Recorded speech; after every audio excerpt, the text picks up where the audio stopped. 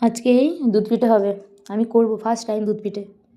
এই ময়দা নিয়ে, ময়দা না, ওই আতপ চালের গুঁড়ো এটা, হ্যাঁ এটা আতপ চালের গুঁড়ো, দোকান থেকে কেনা, গুঁড়োই কেনা। আর এতে লবণ দিয়ে নিয়েছি। এবার এতে গরম পানি দিয়ে এটা করে নেবো, সেনে নেব। এই যে গরম পানি দিয়ে ভালো করে ওই দানা দানা মতো হয়ে এগুলোকে পুরো মিক্স করব ভালো করে। 1 কেজি চালের করছি।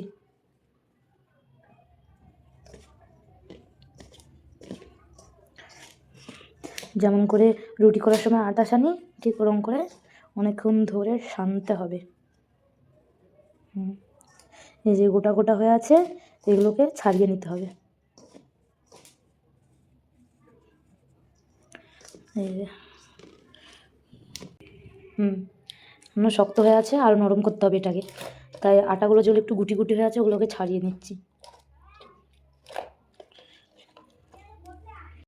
আমার দুধ পিঠে করার জন্যে এই যে রেডি হয়ে গেছে ব্যাটারটা। এই যে ঠিক এরকম পানি পানি হবে।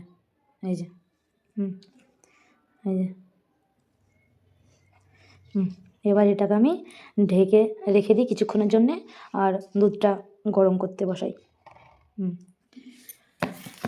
এই যে আমি এই কী বলে আতপ চাল গুঁড়ো মাখাতে আমি নারকেল কুচি দিয়েছি।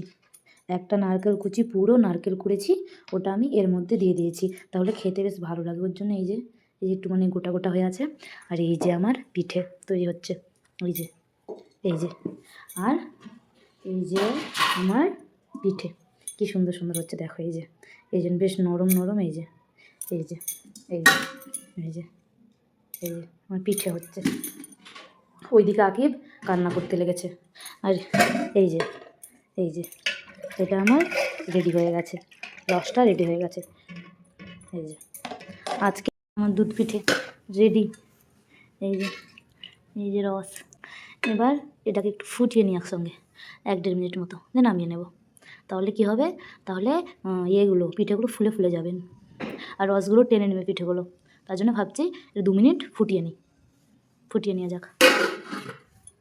কে নিল একটা হেভি, দেখে তো খুব সুন্দর লাগছে। এই দেখো কি নরম হয়েছে, দেখছো? কটা দেবো তোমাকে? 2টো তুলি, আমরা তো খাবো।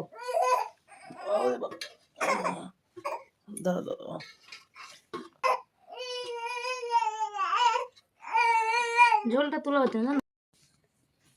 এই দেখো নরম মতো হয়েছে, এই দেখো। ফার্স্ট টাইম করেছি, খুব সুন্দর হয়েছে, দেখে ভালো লাগছে। খেয়ে কেমন হয়? খেয়েও ভালো হবে ইনশাআল্লাহ।